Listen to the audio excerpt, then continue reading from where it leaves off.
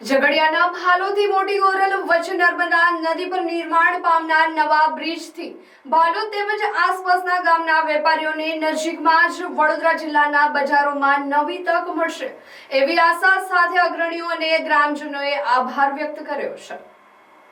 ભરૂચ જિલ્લાના ઝઘડિયા તાલુકાના ભાલોદ ગામના નર્મદા કિનારા સામા કાંઠે વડોદરા જિલ્લાના કરજણ તાલુકાનું મોટી કોરલ ગામ આવેલું છે। આ બે મથકો વચ્ચે નર્મદા નદી પર પુલ બનાવવામાં આવે તેવી લાગણી લોકોમાં લાંબા સમયથી જોવા મળતી હતી। ત્યારે કરજણ તાલુકાના મોટી કોરલ ગામ ખાતે ભાલોદ મોટી કોરલ વચ્ચે નિર્માણ પામનાર નવા બ્રિજનું ખાતમુહૂર્તનો કાર્યક્રમ થોડા દિવસો પહેલા જ યોજાયો હતો। કરજણના ધારાસભ્ય અક્ષરભાઈ પટેલ, ઝઘડિયાના ધારાસભ્ય રીતેશભાઈ વસાવા અને ભરૂચ જિલ્લા પંચાયતના પૂર્વ પ્રમુખ મહેન્દ્રસિંહ વાસંદિયાના હસ્તે પુલનું ખાતમુહૂર્ત કરવામાં આવ્યું હતું।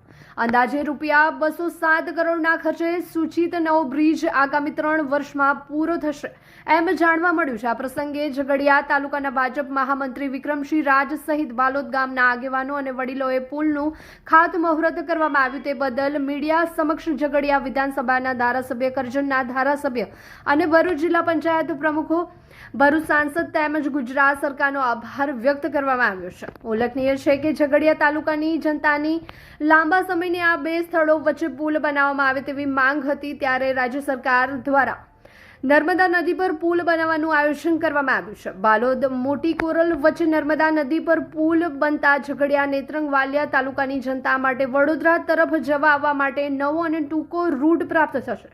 આમ છતાં લોકોના કિંમતી સમય અને નાણાંનો યોગ્ય બચાવ થશે। તેમજ ભાલોદ પંથક સહિત ઝઘડિયા તાલુકાના વેપારીઓને વડોદરા જિલ્લાના બજારોમાં નવી તક મળશે। ભાલોદ મોટી કોરલ વચ્ચે નર્મદા નદી પર નિર્માણ થનાર આ નવા પુલનું ખાતમુહૂર્ત થતાં આ પંથકના લોકોએ અગ્રણીઓનો આભાર માન્યો હતો।